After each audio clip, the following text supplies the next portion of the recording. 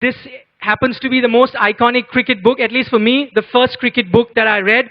And the gentleman who's going to be coming on stage is one of the very few cricketers who still writes his own articles and his own books. None of it is ghost written. I will share a secret that he still types with his two index fingers. As much as time that takes, he still jots down his article after a day's commentary, and then has written multiple books too. The most iconic, as I said, is Sunny Days. This also happens to be the 40th anniversary of Sunny Days. So on that occasion, could I call upon Mr. Sunil Gavaskar to come on stage? And the person who's going to be moderating this session, usually he's on the other side of the mic, and people like me are the ones who are asking him questions. Today he's going to be asking questions to one of his heroes. Could I get the very, very special Laxman to come on the stage, please?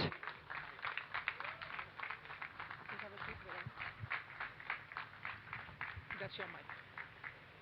Yeah, that's your mic.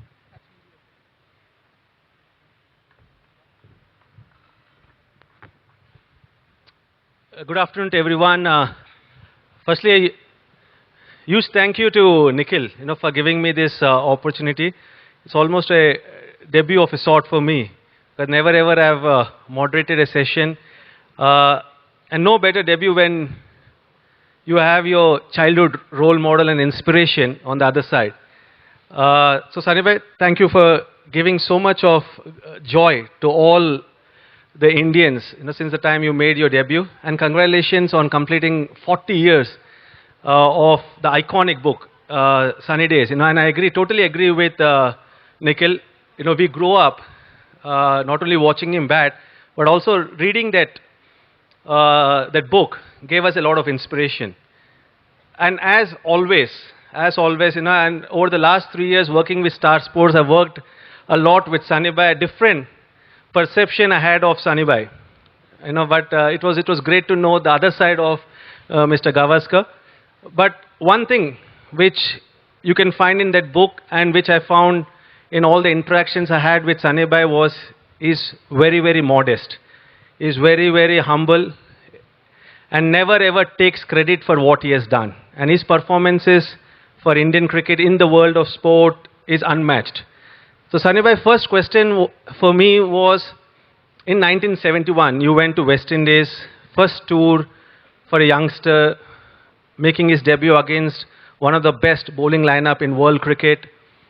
How tough was it going to the tour? Good evening, VVS, and good evening, everybody. Thank you all for turning up here this afternoon. And thank you for all the very kind sentiments that you expressed. It was tough because, till then my career had been a pretty structured career in the sense that I'd played for my school, St. Xavier's High School, then having done well over there, got picked from Mumbai schools, from Mumbai schools to West Zone schools, from West Zone schools to Indian schools. And similarly for the university, it was the same: college, Mumbai University, West Zone University, India universities. But when it came to the Indian team, there was a gap. I played for Mumbai in the Ranji Trophy, but I didn't play Dulip Trophy for West Zone. For whatever reason, I wasn't picked in the West Zone team just before the team for the West Indies was picked. Fortunately, that gave me the chance to play in the inter-university cricket, and because I had a good run at the university cricket, maybe that made the selection committee, Indian selection committee, believe that they could pick me. But when I was picked, because I had missed that step of the West Zone, I wasn't very sure, wasn't very confident when I went to the West Indies, whether I'd be able to, whether I'd, sometimes, as you know, a lot of players who are very, very good at the first class level cannot make that one step, cannot take that one step that makes them a very good international player. So I was just worried about whether I'd missed that step when I went to the West Indies. So when you played your first test, of course you didn't play Dulip Trophy, you didn't have the opportunity to play against the quicker bowlers, because India never had that kind of quick bowlers. So what was your mindset, especially in your debut match, what was your mindset? Well, actually before that there's quite an interesting thing happened, because I wasn't able to play the first test, and I'm not even sure whether I would have played the first test. because I think Jayantilal, who played, and Abid Ali, who opened the batting that time, Jayantilal was definitely senior to me. I think he would have got the nod ahead of me in any case. So even if I hadn't been injured, I don't think I would have played the first Test match. But when the game started, Dilip Sardesai, who had been on the previous tour 9 years earlier, 1962, and had played West Hall, Charlie Griffith, he had played, the West Indian pace battery of the late 50s and early 60s. And so we had a little bench behind which were the lockers where you put your clothes. And so that wooden sort of locker, on top of that, you could actually climb on top of that, and then through the window see the game. So you didn't have to go and sit out in the players' enclosure. You could just see. You could lie down and see.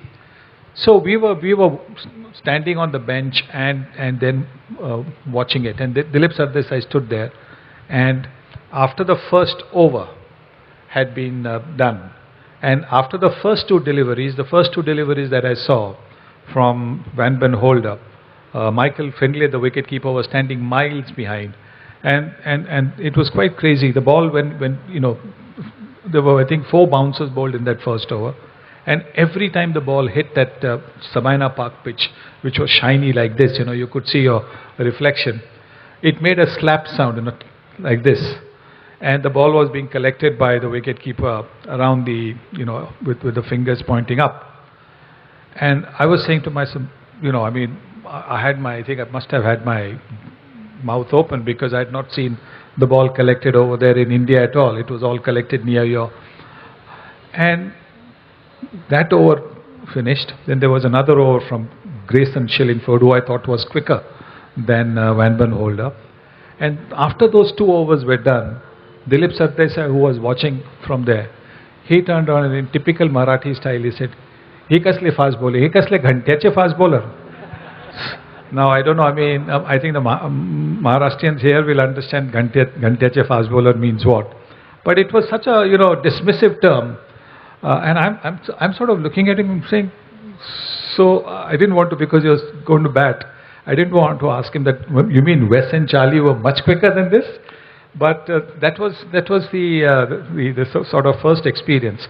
But again, it was his batting, Dilip Sardesai's batting, and Eknath Solkar, who was our hero, because we played together, but he still was the most talented cricketer amongst us schoolboys, and therefore we looked to him. And the way he and Dilip Sardesai and Eknath batted, had that massive partnership, that was fantastic. It just gave us the belief that we also could do it.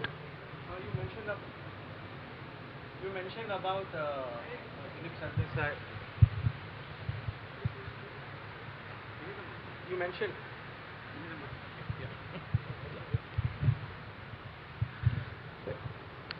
You mentioned about Dilip Sardesai, Eknath Solkar. So growing up, who was your role model, even before playing for the country? And who was that encouraging force in your family who identified the talent in you and who told that you can play for the country?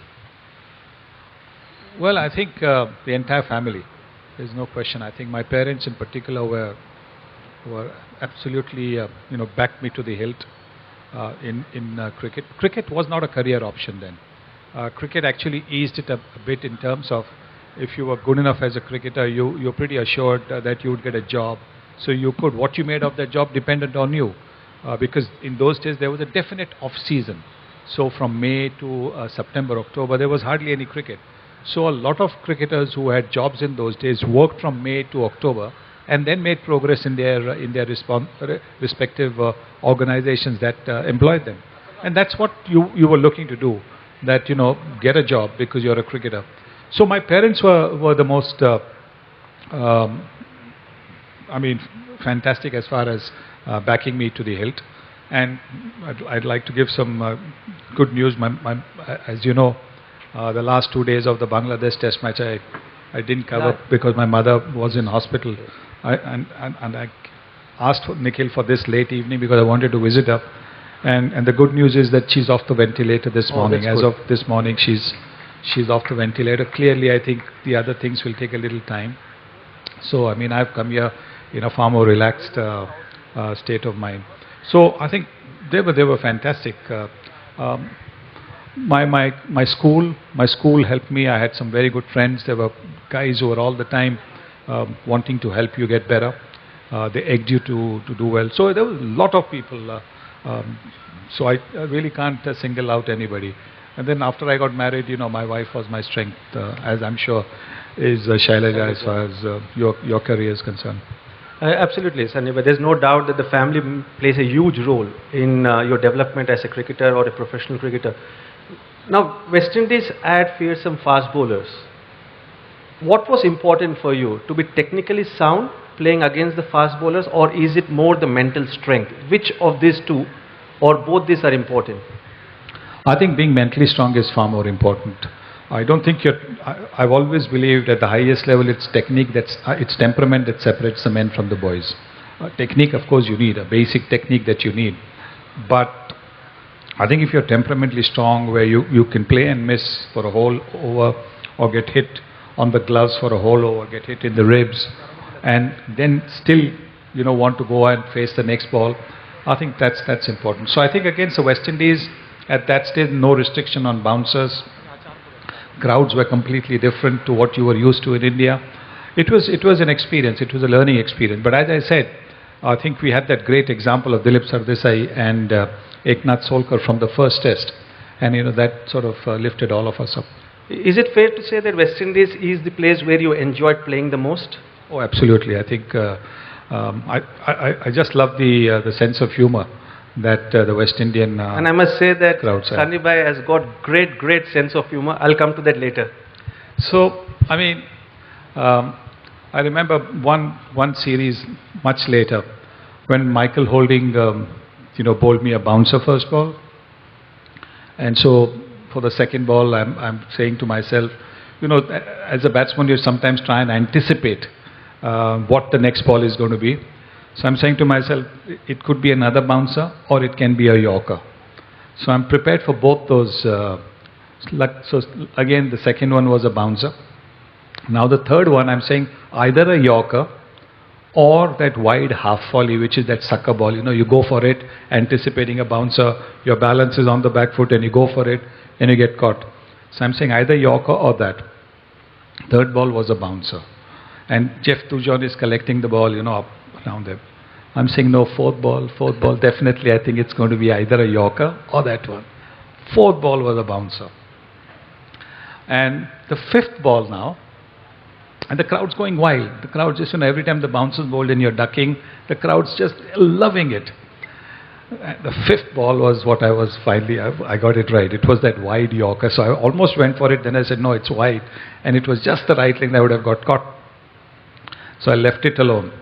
And the wicketkeeper, Dujon, collected the ball, around his midriff. The earlier four balls he'd been collecting, jumping up and down. And hardly had he passed the ball on to Clive Lloyd in first slip, somebody from the crowd shouted, "Hey Mikey, bowl him a bouncer."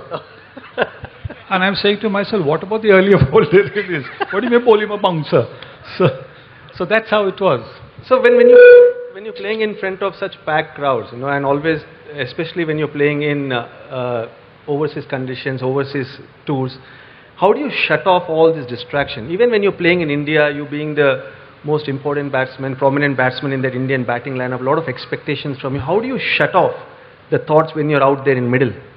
I think you focus on the ball. When I was at the non-strikers end, I would try and not really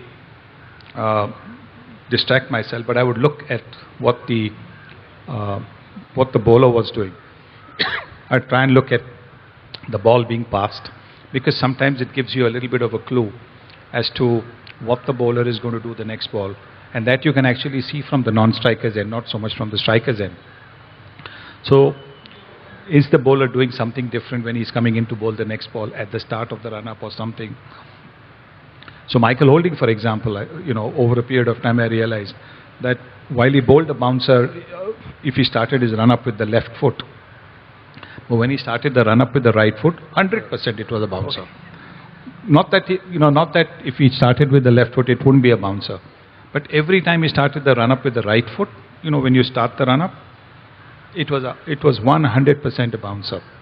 So you try to sort of do that. So in trying to do that, you shut yourself off from the rest of the crowd. You shut yourself off from any chatter that was there. There was hardly any chatter which was direct at you. It was generally encouraging the bowlers or the fielders.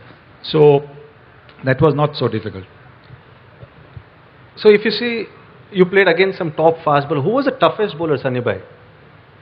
Doesn't matter whether it's a fast bowler or a spinner. Who was the toughest bowler you played? Oh, I mean, if you've got to take credit for scoring 10,000 runs, I'm going to say all the bowlers were the toughest. No. But who was the one who really posed I think Andy challenge? Roberts.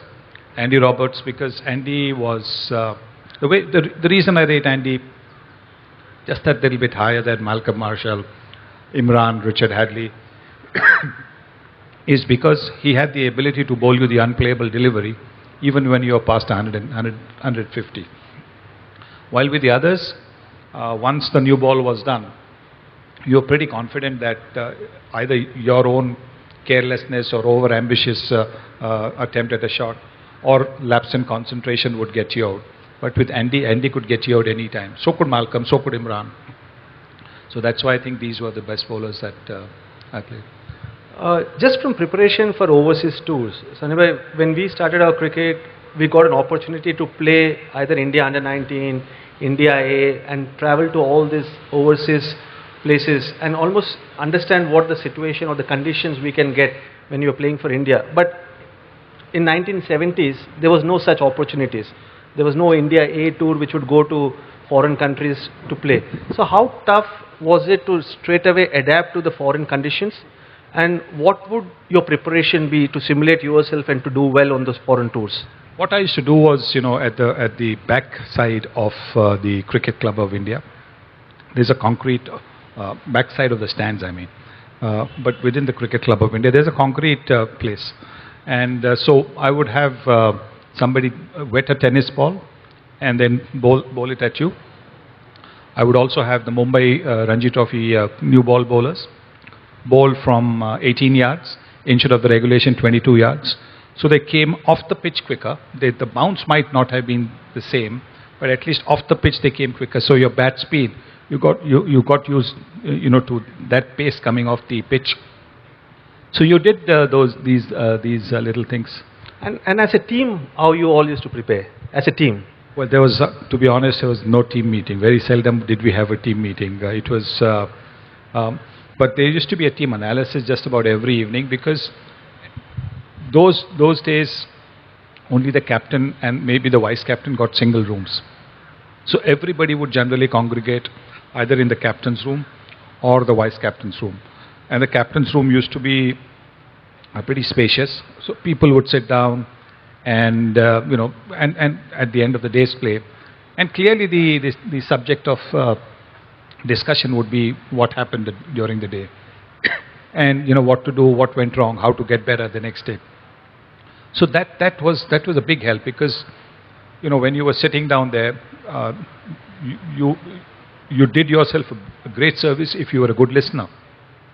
So when the Jaisimas, the Salim Duranis, the Sardesais, the Wadekars were speaking, and then of course the bowlers would chip in as well with their opinions. And so it was just, if you could absorb all that, it helped you. It helped your growth as a player.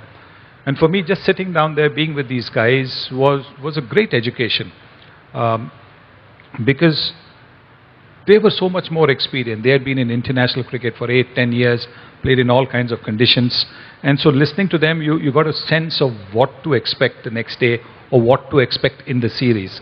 And that was always very good preparation. So is it fair that you wanted to do the same thing when you became the stalwart of Indian cricket? Because there were stories that you landed in India from an overseas tour and straight away went and played a Ranji Trophy match. Or whenever you were in Mumbai, you used to go and play for your club, which is Dadar Union, I think. So was it something which you learned from your seniors and that's something which you wanted to make sure that you pass on your experiences, knowledge to the youngsters? They will benefit from that? No, I just love playing for Dadar Union. It was, for me, the ultimate to be able to play for Dadar Union at any time. So if the match was there and if there was a place available, then I would definitely... Place available. No, by that I mean, because not a lot of... Those were not the days where, of cell phones where you could inform them that you were coming or whatever it is. So they might have actually picked their 11. So then to just land up in the morning of the match and expect somebody who's already in the 11 to be left out. So it wasn't very certain that you would be able to get to play. But I just love playing, and therefore, if there was a chance, then I would take it. So again, just the other union and the players you played alongside. Is it fair again to say that playing from Mumbai, playing and watching some of these great Mumbai players play for Mumbai or play for India, that sort of inculcated a lot of discipline in you, and that helped you to become a much better batsman than probably if you're from different part of the country? The Mumbai culture, cricketing culture? I think so. I think perhaps at that stage it was more difficult to get into the Mumbai team. And I struggled. I struggled for years to get into the Mumbai team. I was not even in the squad. I would be regularly in the 30 or 35 people that they would name in the preparatory squad. But when it came to the final 14, I wasn't always in the team. For how many years, Sunny bhai? After I made my debut, I think I was out of the squad for almost 2 years, out of the 14. Okay. I made my debut for Mumbai in the Irani Trophy match, which was actually like a trial match for the team that was to be selected to go to Australia in 1967-68.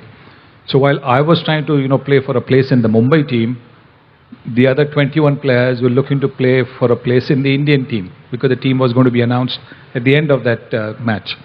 I failed in that match, and while I was still in the team, in the squad for the rest of the season, next season I got dropped. The following season I got dropped till the very end, when suddenly I was picked for the semi-finals. When I must say that my form was pretty ordinary. I mean, I hadn't scored runs into university cricket, and so I actually was surprised that I was picked. But there you are. Just on domestic cricket, Sunny bhai, from 1970s to where Indian cricket has gone forward now, domestic structure, do you think a big change, positive change has happened in Indian cricket as far as giving importance to domestic structure or the infrastructure we have today compared to when you started off? I think so. I think cricket's definitely made progress in the country, no question about it. I believe that our under-19 and our junior cricket is probably the best organized all over the world. I don't think our junior cricketers, or anywhere in the world, junior cricketers get the kind of opportunities that our junior cricketers get. There are so many tournaments that they can play in and show their talent, come to the notice of the selection committee, and then make a case for inclusion in the state and the national teams. So I think that's been a huge plus. The many under-19 World Cups, the Asia Cups that we have, I think they have been absolutely fantastic. So yes, I think there's been a great deal of progress made, and while there will always be a little bit of churn here and there about playing at neutral venues, whether we should not. At the end of the day, I think when it comes to playing for your state, you still want to win the Ranji Trophy, and I think that's such an important aspect of then going on to play for India.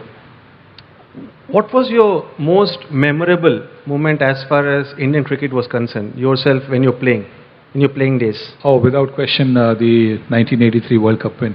That was the most amazing moment of my career.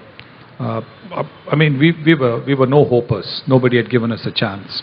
But I think there's a quiet sense of belief in the team, because just before we came for the Prudential World Cup, we had beaten the West Indies in the West Indies in a one-day game.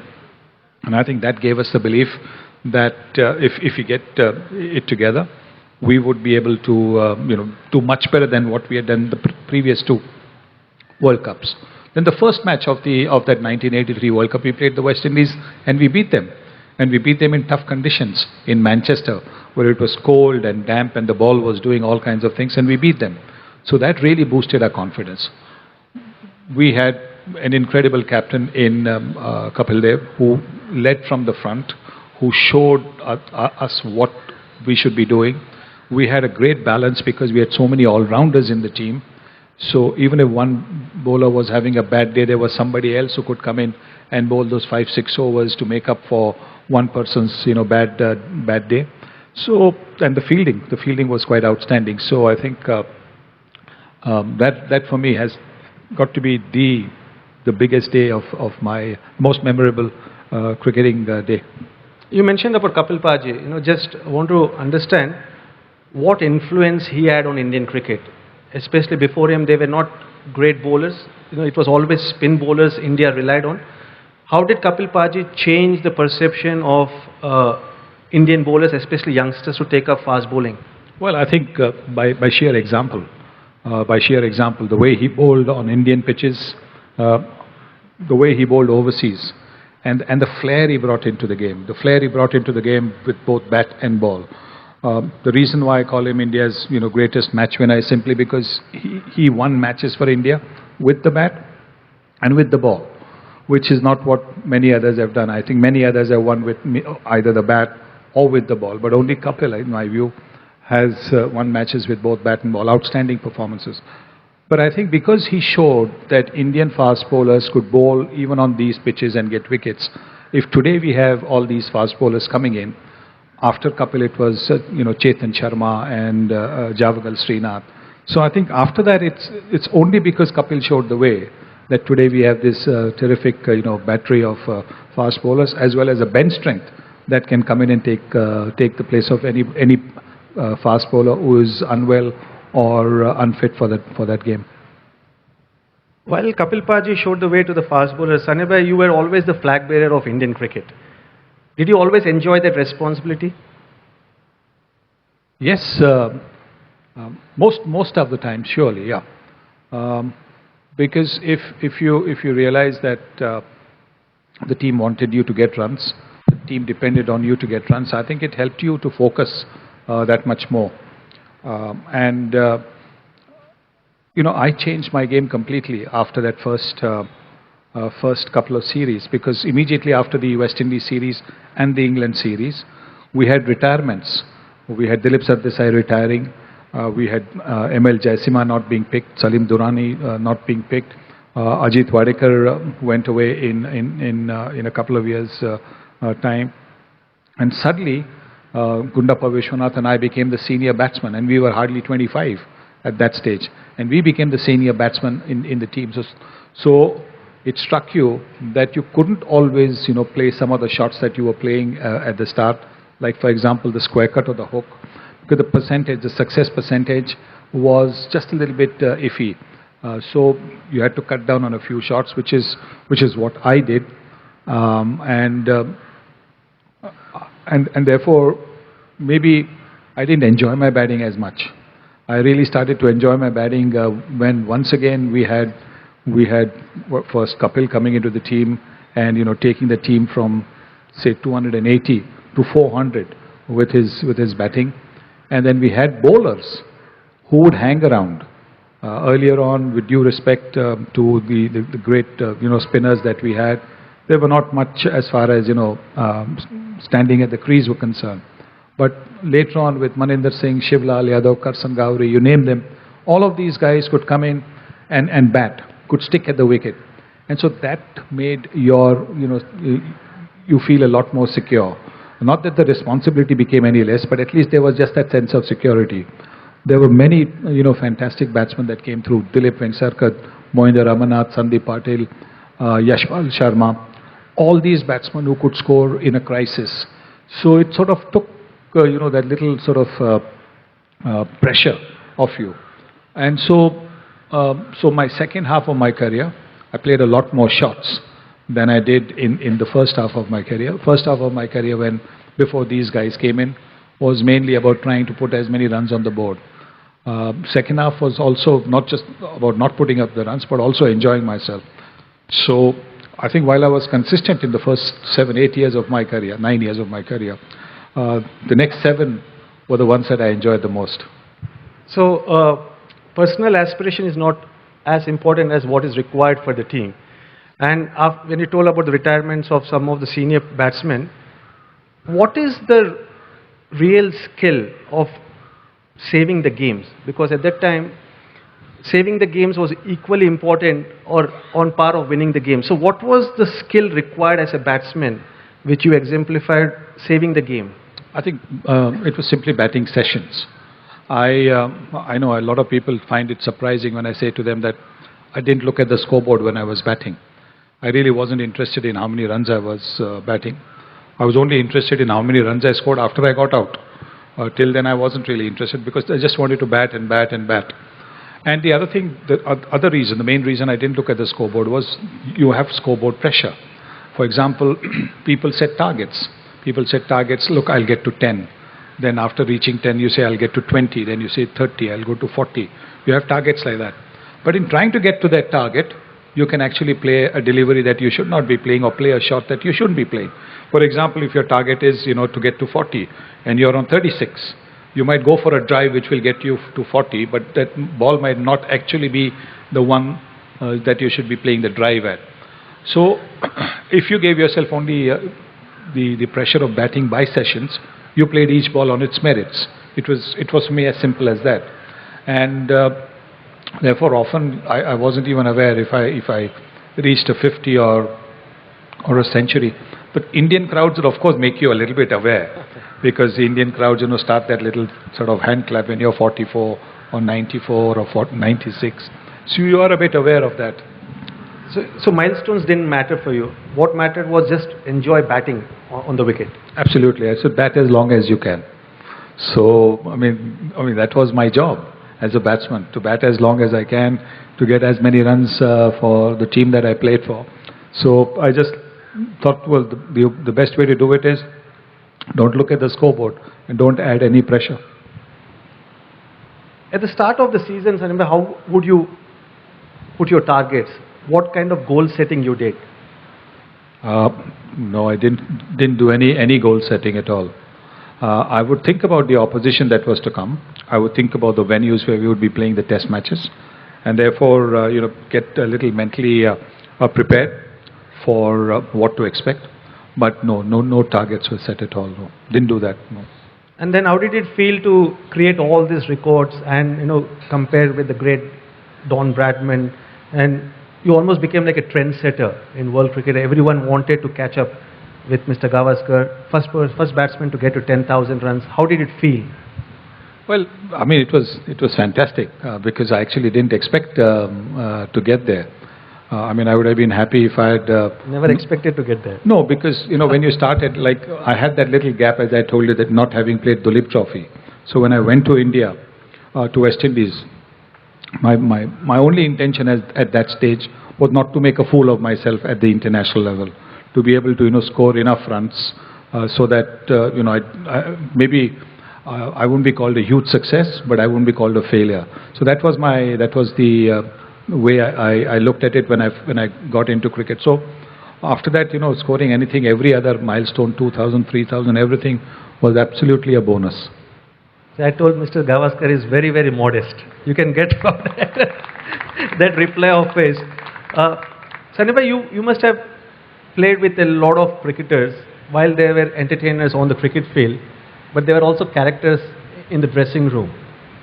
And you told some stories. But from Indian team, the players with whom you played, who was one or two guys who used to be, real characters in the dressing room and were fun-loving? While everyone were fun-loving in that generation, but who were these one or two characters? I think we had Gundappa Vishwanath. I mean, Vishy's sense of humor is absolutely amazing. So we had Vishy, we had Sandeep Patil, we had Madan Lal, you name it. We had some, and Jimmy Amarnath, for all his seriousness, was one of the biggest, pranksters that you could come across.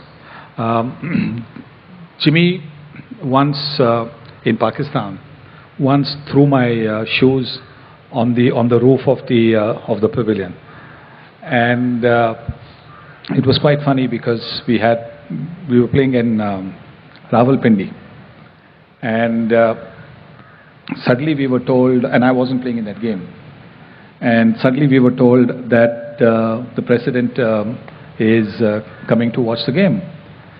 And President Ziaul Haq.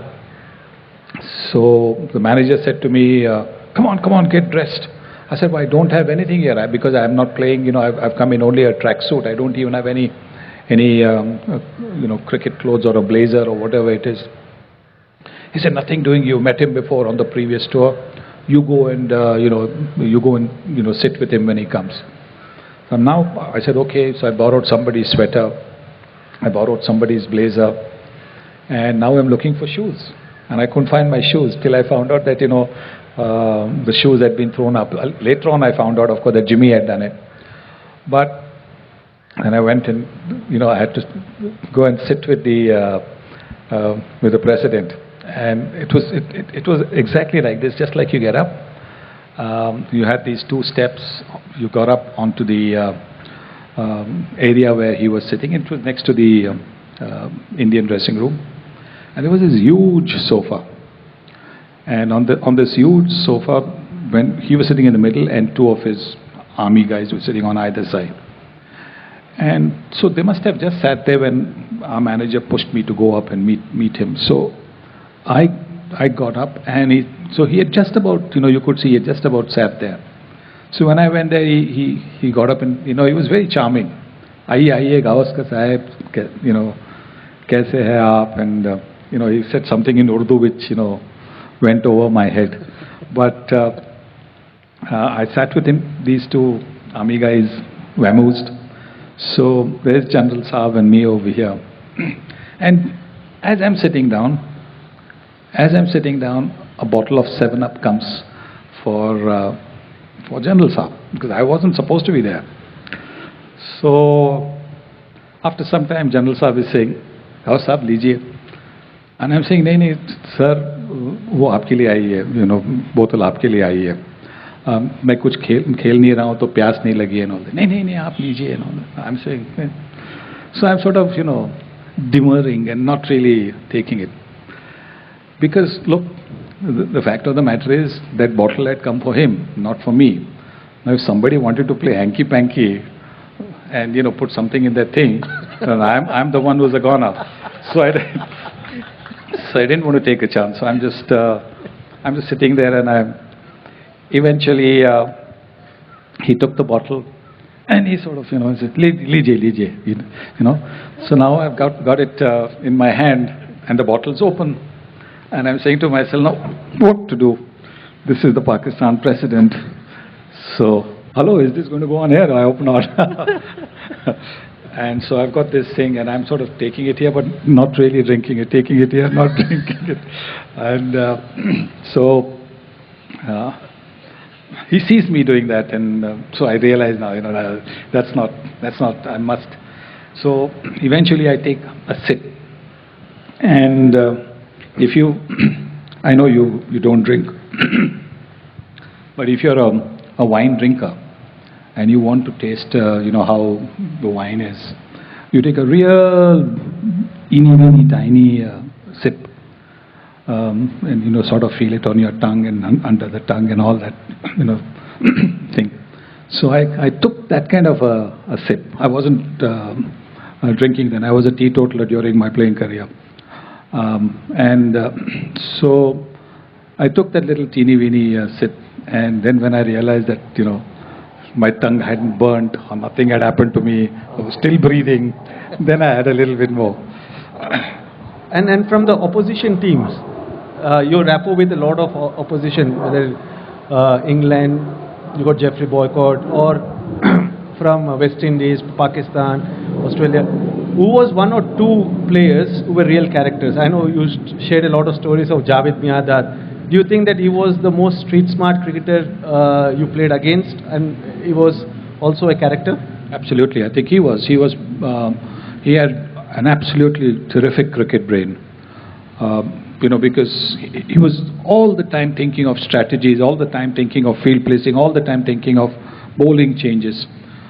Imran used to let him do that when he used to bowl, because he would focus so much on bowling and he would go flat out, and often after he had bowled days over, he would be on his haunches at mid-on, trying to recover for the next over, and Javed would do all the field placing, move.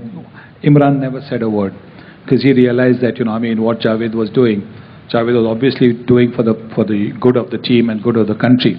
So he would allow him to do that. But I think you're right, he was absolutely street smart.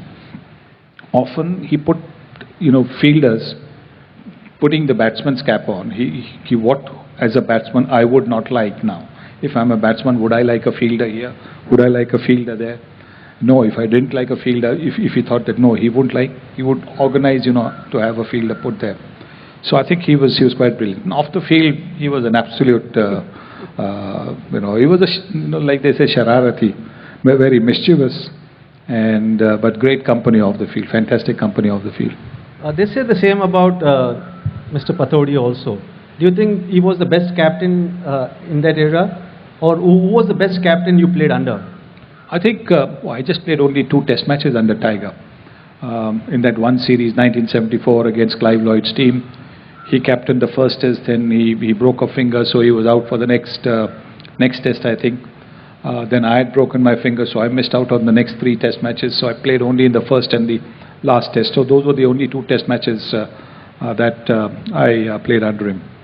So difficult to sort of judge anybody as a captain in just 2 test matches.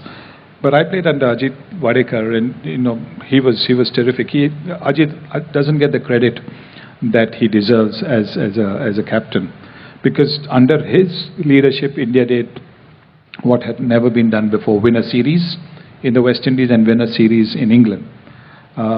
But people didn't give him the credit. To a great extent, it is still there in Indian cricket, that you've got to be seen as a good communicator, somebody who speaks good English, for you to come into the reckoning as a captain. If you don't speak good English, look, I think there will be reservations, which is unfortunate, because, like I said, I've known a lot of cricketers who might be very proficient in their own native language, not in the Queen's language, who are fantastic thinkers of the game. But that was the situation, and perhaps that's the reason why he didn't quite get the credit that he deserved. What do you think about the advent of T20 cricket? Drastic change from when you were playing the game. The cricket has evolved. The cricket has changed. Do you think T20 cricket advent is good for the game? I think it is fantastic. I love T20 cricket. I love T20 cricket because, well, one, it's a 3-hour game. So even if you're working, on it, it's basically 3 hours plus, of course, the preview and the review, which, as you know, is a bit of with the call times, not with the actual preview. It's the call time that we are asked to get to the ground, 1 hour before we go on air. So I love T20 cricket because it's action all the way through. I still feel that Test cricket is the ultimate. Test cricket is the ultimate judge of a player's ability and his temperament, which you can't always get in a T20. T20 cricket is unfortunately only for the batsman, not so much for the bowlers, because the bowlers get carted most of the time. I mean, maybe the odd occasion they might not get carted, but they get smashed all the time. And it must not be a great experience if you're a bowler, knowing that you're going to play against a good side which has got, say you're playing against the Bangalore team with, Chris Gale, Virat Kohli, AB de Villiers to come into bat. And you say, why am I bowling? Because I know I'm going to get hammered. I might be lucky if I bowl a dot ball. But I think T20 cricket is great entertainment. What it has done, it has energized the 50 overs game, just like the 50 overs game has energized Test cricket. Because before the 50 overs game came in, Test cricket was pretty much 180, 200 runs in a day. Of course, in those days we played 5.5 hours cricket, not 6 hours cricket. But it was around that many days, that's all.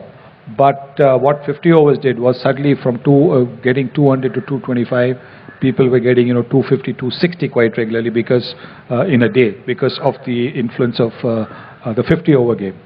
And similarly now, with the influence of the T20, you see in limited overs cricket, teams are getting 350, 400. So I think it has energized limited overs, and limited overs cricket has energized Test cricket. So all in all, it's benefited the game.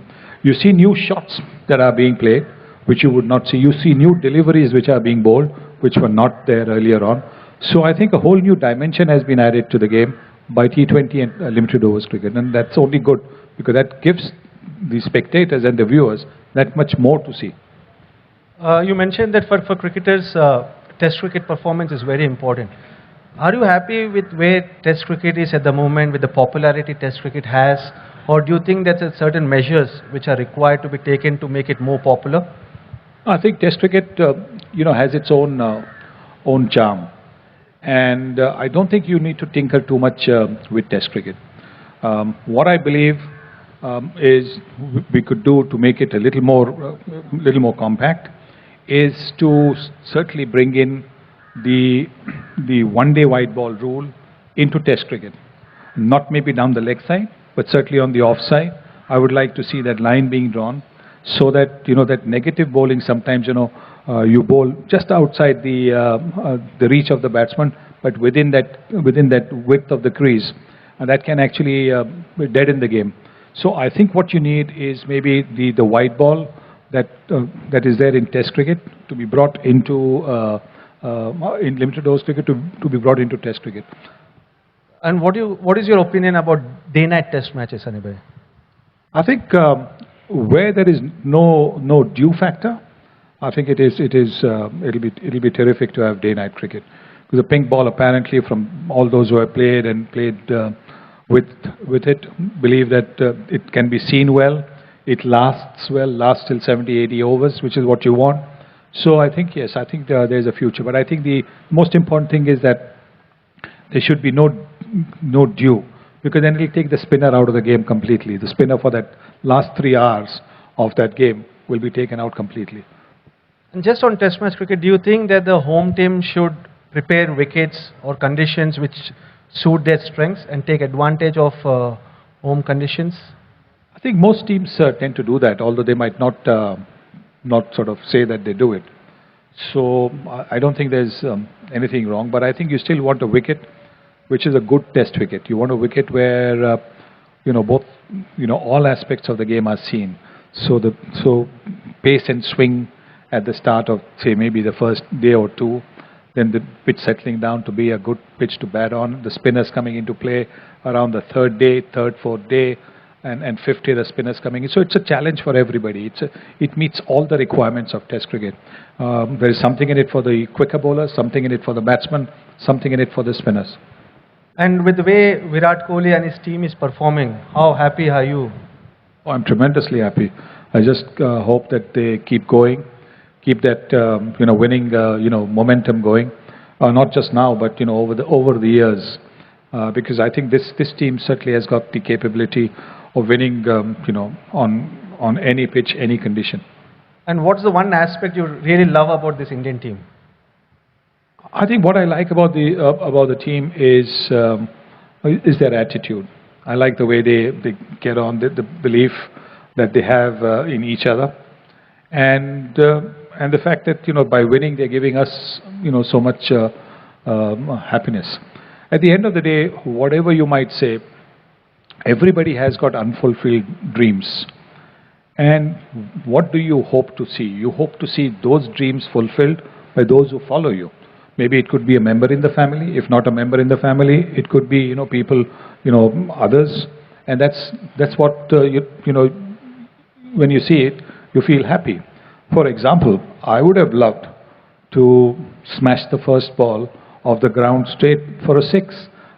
I did it only once, not straight, too long on, because the ball came in so with the swing. So I hit it over there in the first over of a Test match. But when I see Virendra Sehwag doing it, I just feel so good, because he's doing what I wanted to do. I couldn't do for various reasons. I mean, like I said, there was just a little bit of responsibility. But at the end of the day, it's a question of having that belief. I don't think I had that belief that I could hit a 6 like Virendra Sehwag could. So I just actually marvel at that, enjoy that. And every time, whenever he's got out, playing, and I've probably said, what is this shot, etc. It's only for a selfish reason, because I wanted him to bat longer. So, I mean, all of us enjoyed watching him bat. So I think So this is what the current team is doing. We were not able to close out series. We were not able to win 3-0, 4-0, 5-0. This is what this team is doing, and that gives me happiness because it is sort of fulfilling the ambitions and dreams that I had as an India player and as an India captain. Just on that, any unfulfilled wish, apart from hitting a six of the first ball, or were you really contented? Because I've never seen you brood about what went wrong in your career or during that phase of Indian cricket. You've always talked positive and you encouraged the newcomers who always came into the team. So any unfulfilled goal or dream you had, or you were contented, satisfied when you announced your retirement?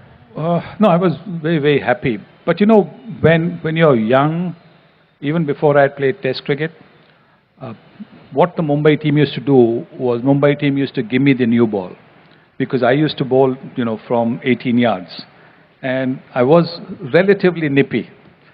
So they used to. I agree.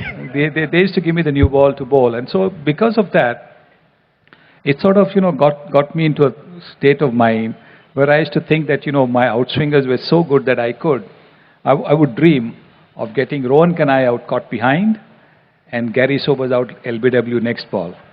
So those were my two unfulfilled dreams. Why Rohan Kanai and Sobers? Well, I mean, they were the best batsmen in the world. So I mean, get them out. There was this thing. I bowled my first over to Rohan Kanai.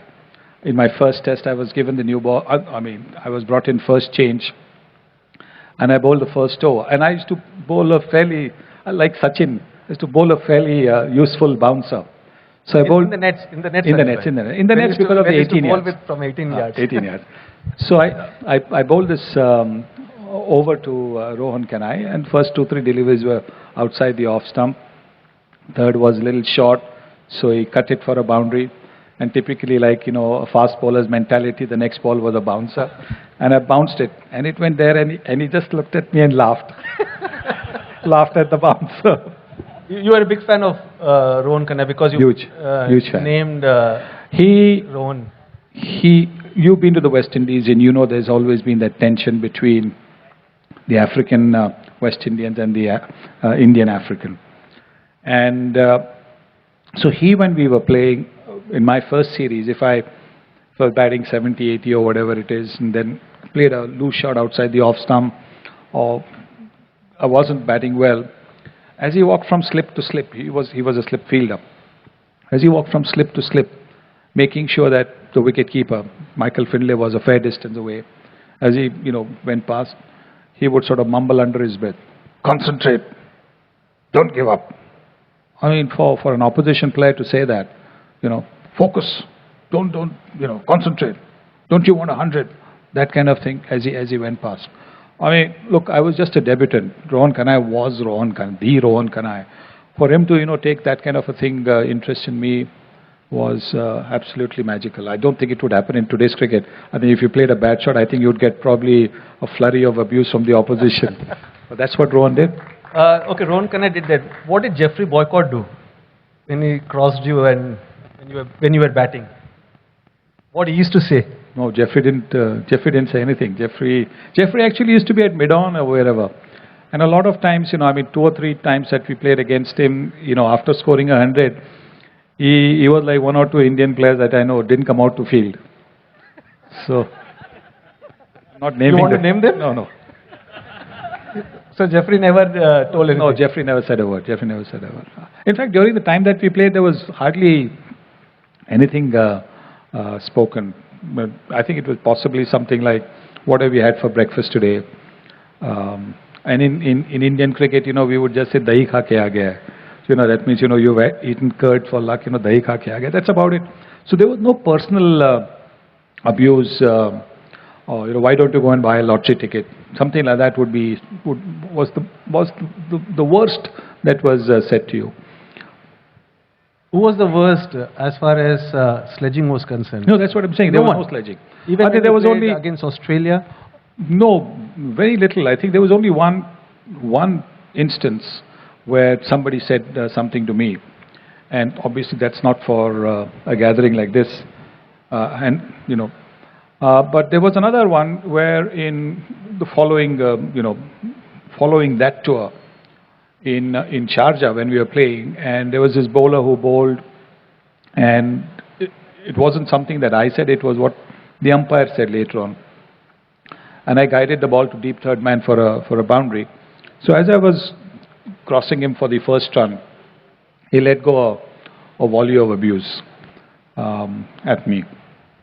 And I didn't, because I'd completed the second run, by which time he had started walking and he'd gone past the umpire. The umpire, Dickie Bird, was telling him, oh no, none of this, etc., etc. Anyway, as luck would happen, at the end of that over was the drinks interval. So everybody had gathered for drinks at the batting side, the two of us over there. The Australian team was in a huddle, and this guy was still fuming away for whatever reason. It wasn't that he had beaten you or whatever, but he was still fuming away, a little distance away from the rest of the team, and having his whatever. And Dickie Bird said to him, Dickie Bird, took a glass, and Dickie Bird said, "Hey, you see this? You see this?" So this guy was still, "What? You see these?" And I was here. I was standing not too far away from him. "You see these?" He's saying, "What? What?" So Dickie said to him, "You know what this is? This is water. And he's had more of this on the cricket field than what you have pissed in your entire life. So don't be saying anything to him." So instead of me saying anything, it was Dickie who told that player off. I must say, Sunny Bhai, as you just saw, the way he mimics Dickie Bird is unbelievable. On behalf of everyone, I request once to enact what Javed Miadar, or how does he behave. Once, Sunny Bhai. Please. Unbelievable, Sunny Bhai is. Javed's a character. It's an absolute. I mean, Javed, there are so many stories about him. But I guess, everybody likes to hear that story about this bowler who was making a comeback to the Indian team and who was definitely a real danger because the pitch had a little bit of grip in it, the ball was turning. And Javed sensed that, the way to throw him off was to get him nervous. So he would go down the pitch, dead bat the ball, and as the ball was going towards the bowler, he would stand outside the crease, almost defying him to throw and run him out. And he kept asking me, "Hey, bolna tera loom number kya? Tera loom number kya?" So this guy just tried to ignore him for a long while. And so once or twice Javed dead batted and still went even further. So it was, quite, the run-out chance was on, or so the bowler thought. But he unfortunately didn't have a throwing arm. He had a bit of a problem with this thing. So he took the ball, saw that Javed was out of the crease, thought that since Javed was asking him, "Hey, bol na loom number kya, that Javed would be focused on that loom number. And he threw. But unfortunately, because he was an overarm of this thing, it went over the wicket-keeper's head for overthrows. So Javed is going past him and telling him, "Kai ko gussa kyun karta hai? Gussa mat kar na. Itne kya hai? Kai ko throw karta hai? Kai ko throw karta hai?" That. So he's trying to sort of upset him all the time, Eventually, he got fed up and the bowler got fed up and said, "Kyun tere ko mera room number kyun chahiye? Kyunki tere loom mein mere ko sixth marne ka hai." And we were staying in a hotel which was miles away. Unbelievable. Sunny Bhai, just on your book, how does it feel 40 years after writing it? Still, it's such a popular cricket book, and a lot of cricketers, sports lovers read that. How does it feel? I think it feels very nice. It feels very nice at the end of the financial year to be getting a few thousand rupees, not a lot, few thousand rupees as royalty. That also feels very nice. But no, I think the fact that there is interest in reading the book. See, now it's the social media, and I'm not on social media, but now it's the social media where you're trying to connect with the fans, trying to tell what you're doing. So that was my attempt at that stage, very early, I was barely 5 years into international cricket. So to call it an autobiography was perhaps being a little too presumptive. But that's what the publishers wanted. I was actually very surprised at the reception it got. And having said that, I'll say that some of the things that I wrote in that book, I would think twice, maybe more than twice, about putting it in the book or say it in a different way. So yes, I think it was just an honest attempt. I mean, I wrote as I used to speak, and even today when I write my articles and all, I write as I speak. So there's. And you always enjoyed writing. When did it start? Because you have authored 6 books, and now also you are one of the most eminent columnists. I just enjoy putting pen to paper.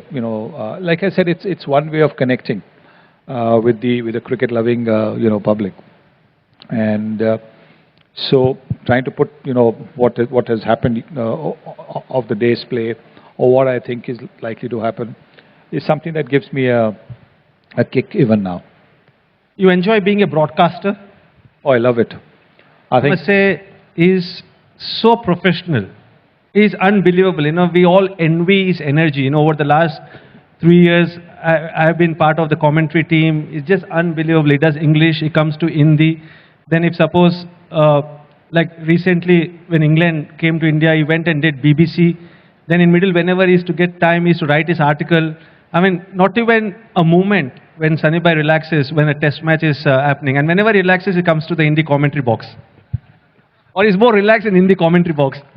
Yes, I think there's a difference in the commentary situations. I think in English you're a little more technical. You're a little more technical about where the ball has swung, etc., or the left elbow being there, or the foot to the pitch of the ball. All those little things that you tend to speak in the English commentary. But in the Hindi thing, it's a lot more light-hearted. You can have a lot more fun, and which is what I try to do. But if I do all these things, it's only because it gives me the chance to see cricket. I've never been a good watcher of the game. Even when I was playing, I used to carry with me for a test match, I would carry about 2 or 3 novels with me in case I got out early, so that I could read. I would go and watch the game, come back in the dressing room, read the novel, read a newspaper, reply to letters. But I was not a ball-by-ball watcher, which even today I'm not. So once my stint of commentary is over, I'm either having a cup of tea somewhere, or as you said, on the laptop or whatever. But doing Hindi, doing English, and then maybe doing a little bit of BBC, which pretty much takes you out of 14 slots in the day. It gets you busy for 12 slots. That means I've actually watched that much cricket. So that actually gives me the chance to watch cricket, which is the reason why I quite enjoy doing that. Otherwise, I get bored. Otherwise, those half an hour, gaps that you have, I would get bored. Yeah. Lastly, Sunny Bhai,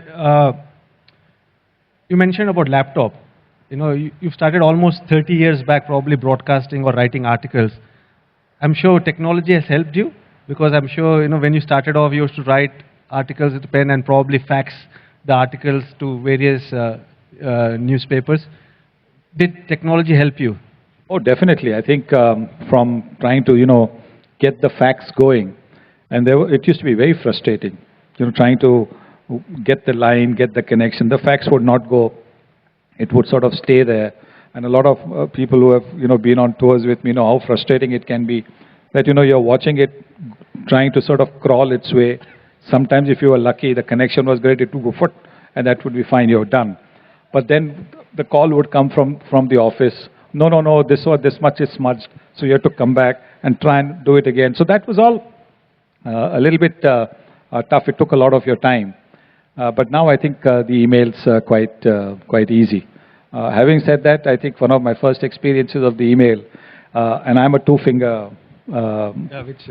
So Nikhil mentioned. So I because I'm a two-finger guy, I keep looking at the letters and not at the screen. I've actually written a whole article, not realizing that in my hurry to do this, I've actually pressed delete. So the whole article is gone. And I think I've written a whole article, then I had to write a whole article again. But now I think it's a little bit easier. So yes, I quite enjoy the modern communication. And you also enjoy traveling. Yeah, I mean, I love traveling. I don't know, I mean, what I would do if I had to spend, a long period of time in one place. I think I'd struggle. Last question from my side, which is very important for me to understand. How important spiritualism has been in your life? Very, very important. I think it helps you, one, to try and have your feet on the ground. It helps you to understand that whatever success you've got is in a sense preordained, and whatever you do is all preordained. So I think it keeps you pretty much aware of the fact that there is a greater power than any individual, and you have to bow down to that power, respect that power, and pray to that power whenever things are not going well for you. Excellent.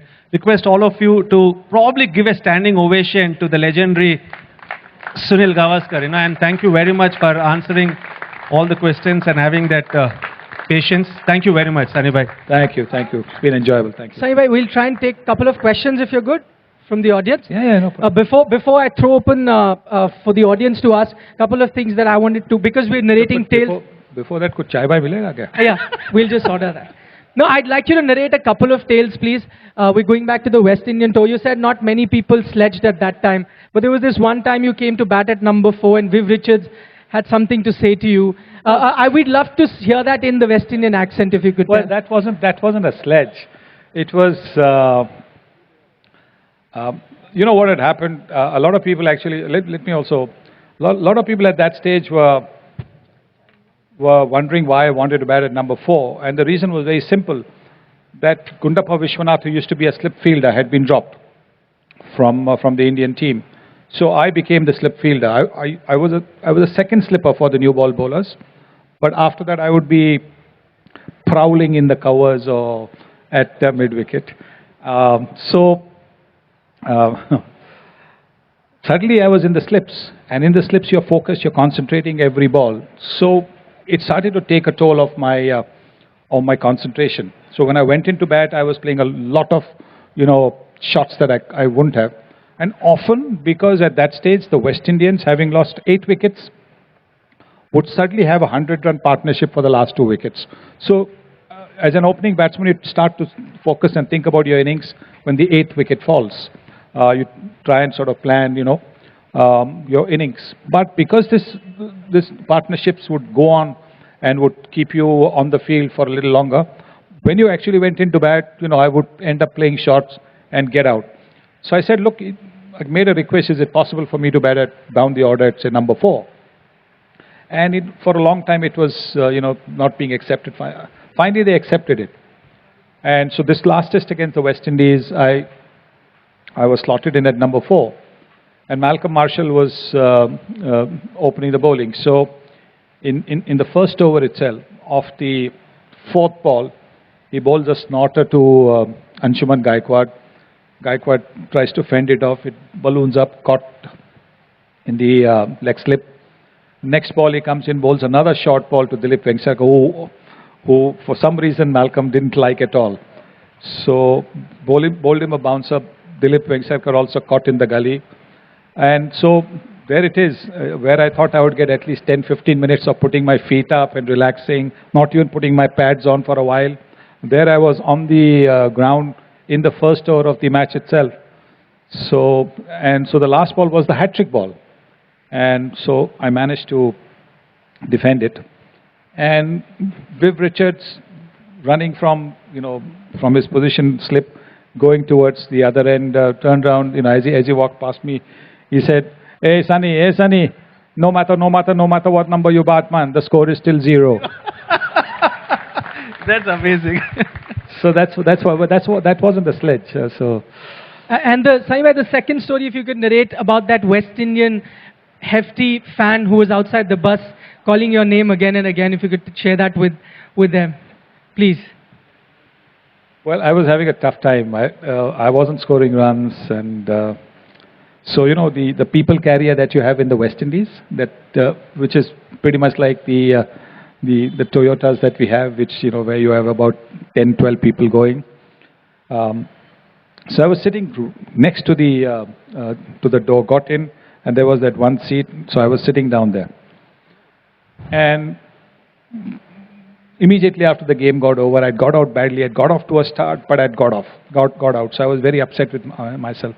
If you get out early, before you're set, then it, you know, I mean, the bowlers bowled well, you don't feel a thing. I mean, you feel, but it's not as much as when you batted, you battled for some time, and then you get out, then you feel it a little bit more.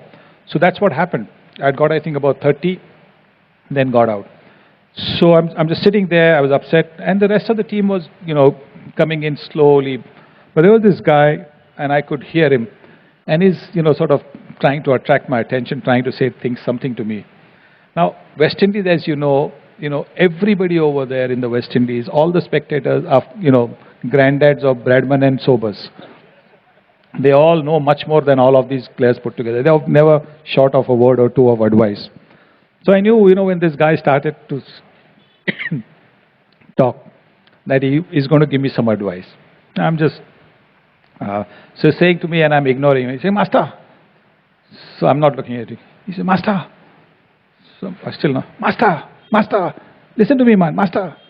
So I'm not listening to him because I know advice is going to come to him. So now he's taken one step into the bus, but has not got onto the bus because the driver is, you know, there. And the driver's told him, "Hey." So anyway, he's taken this one step onto the bus, and he's saying to me, "Master, get them eyes checked." So I've turned my head from here to here, you know, just a little bit. And he's saying, "Get them eyes checked." The eyes, they see the ball, and they pass a message to the brain. And the brain passes a message to the hands and feet to move. And the message to the hands and feet from the brain going slow, slow, slow. So, get them eyes checked. Now, I had, you know, I mean, it sounds funny now, but at that stage it didn't. So I'm looking, I turned, and I was about to tell him in, you know, the old-fashioned way. Yeah, I turned and I saw him. And he was wearing a ganji, a vest, and his biceps were as big as my thighs. You know, solid muscle over there, you know, big ones. And he was wearing shorts, but those biceps were there. So when I saw those biceps, instead of saying to him, yeah, I'll think about it. Okay, Ayaz wanted to say something. We shared a lot of stories of Sunil Gavaskar, the cricketer, but Sunil Gavaskar, the author, you wanted to share a few stories. So, Sunny, the first thing I remember is that you were paid 1 rupee a word when you wrote for Midday, and that was the envy of the entire newsroom, perhaps the entire industry. And he would send in maybe 800 words then, and nobody would cut a word. Because if you cut a word, then you have to pay twice the money. So, no, but what I find quite, what I remember as remarkable is the memory that he had. It's an elephant's memory, and actually in narrating a story or an anecdote, I also want to ask him that in those days, no video replays, not enough, you know, data to go by. Did you rely entirely on your memory when you go back from your first tour in 71 to 75, 76, West Indies, and you play those marvelous innings? What do you remember of the conditions, the bowlers? I think you do remember, but not everything. You know, my wife keeps telling me that you must write it down, you must write this down, you must write that down, you must write this down. But I really I don't do that, and because honestly, if I come up with sunny days too, it'll be like a nuclear bomb. So I don't want to do that, and it'll create a lot of this thing. So I would rather not do that. I'm quite happy, chalta hai. So, but no, I think cricket you remember quite a lot. I think maybe the other things that you don't remember as much, but the cricketing things, because that's what your life has been all about. You've been a cricketer all your life, and the cricketing aspects you remember. And I think, as VVS would tell you, I think the thing that you miss most at the end of it is not the playing days, not the training hours. It's the mateship, the camaraderie with your team, with the opposition. Today, for example, I'm best friends with just about every fast bowler who tried to knock my head off. we never spoke a word, hardly spoke a word during the time that we played against each other. But I'm really very good friends with just about every fast bowler that I played against. Just, I know a lot of players who played alongside him, his contemporaries, and all of them have one thing to say, that never say anything to Sunil Gavaskar which you don't remember, because he'll remember everything. So be careful of what you tell him. But that, if you remember, we did a story on Shrikant for Sports Week magazine when he was editing the magazine, and I forgot to switch on the tape.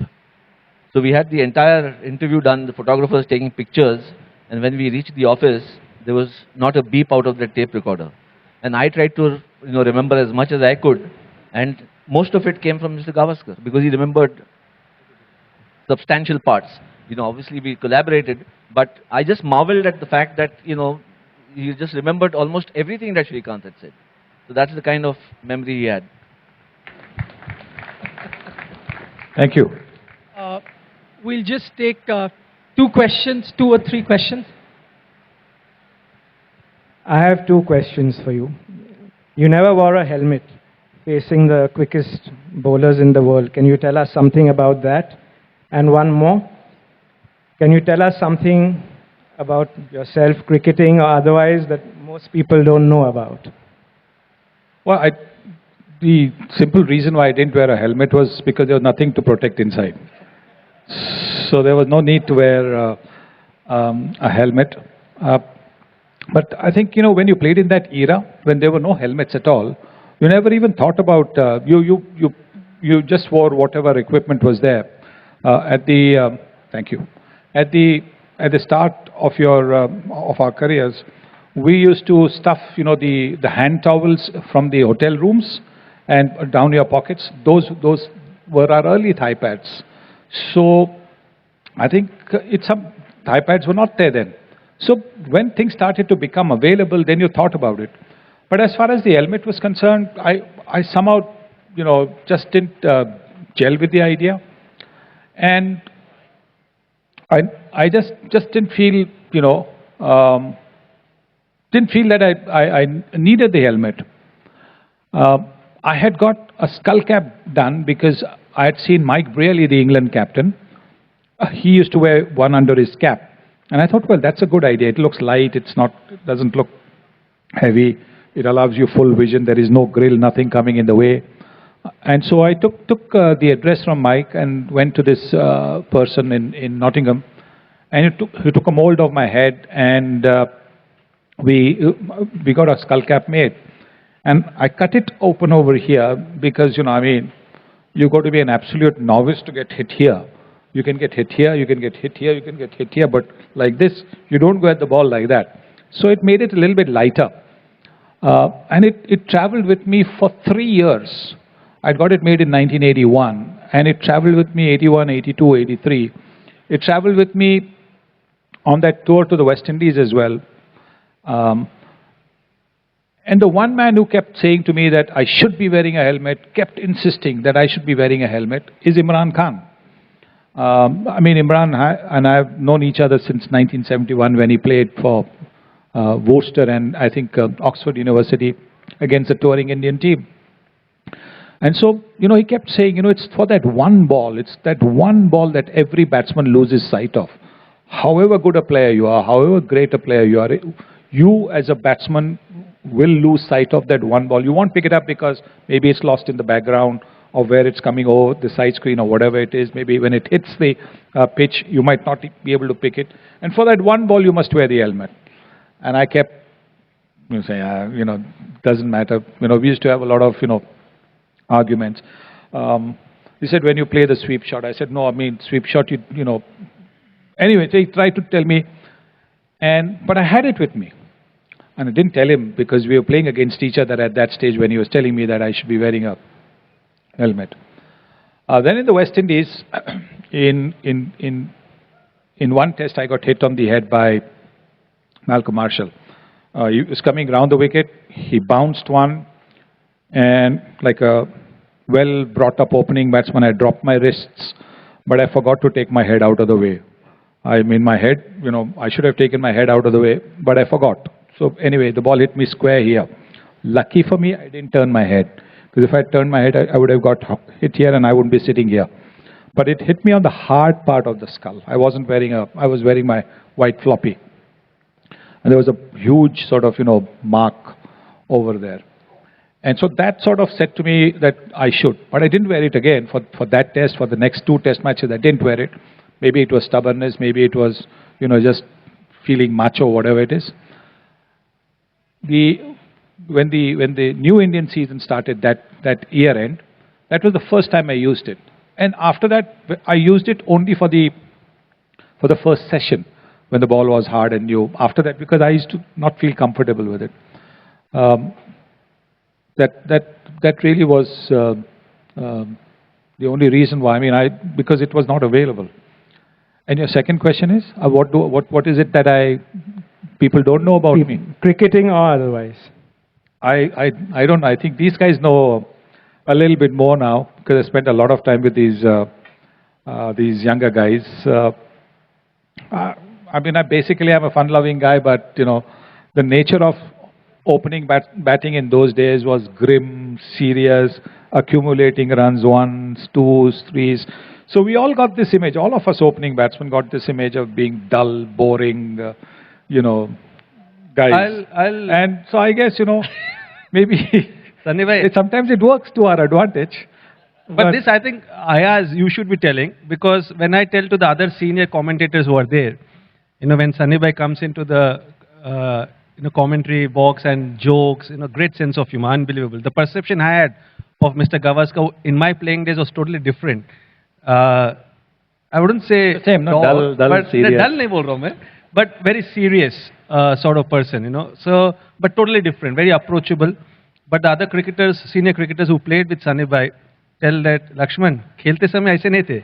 तो Aya should tell, खेलते समय वैसे थे कि the people used to dread his, he was mercurial.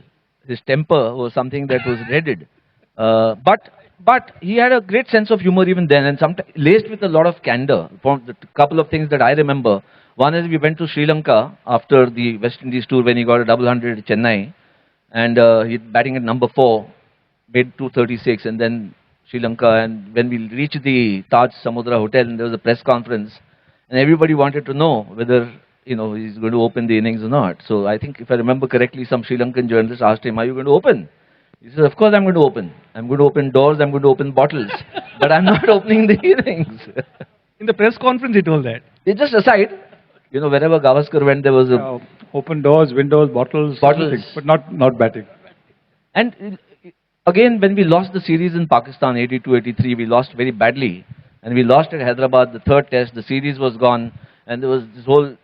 There wouldn't be 100 journalists then, but 7, 8, 10 Indian journalists, most Agash, Pakistan se series haar gaya hai. And they went to the captain and asked him, "What can we do to prevent Imran Khan from running? What is happening?" He says, "You have to put the side screen between him and us." It seems such a light-hearted thing to say, but there was absolute truth in it at that point in time, the way he was bowling. But he could carry it off. Excellent. I'm afraid that's all the time that we have. And I'd like to thank Sunny Gavaskar. You can finish your tea, and VVS Laxman for taking our time and speaking to us. Thank you. And the book, Sunny Days, is available there. If any of you would like to buy it, you can. I don't know, Sunny, if you will have the time to autograph it also for some of them. They can buy the book from there. Thank you. Thank you so much.